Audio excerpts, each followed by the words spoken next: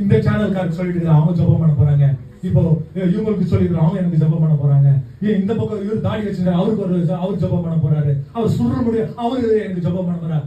எல்லா ஆளுமே சொல்லி ஜெபம் பண்ணி நீ என்ன பண்ண போறேன்னு எனக்கு கேள்வி.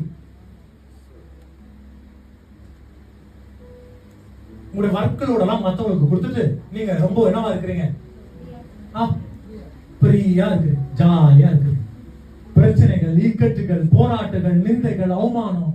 Nobody is going to help you. That is for sure. Nobody is going to help you.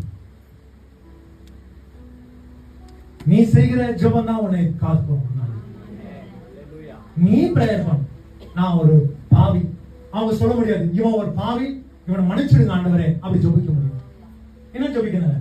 நான் ஒரு பாவி, என்ன மன்னிச்சிடுங்க. அதான் பைபிள் சொல்லி கொடுக்குது. அவங்க என்ன ஜெபிப்பாங்க? உன் மேல ஃபுல் பாவம் போட்டு காடி உன்னை நல்லா ஆக்கிடுங்க.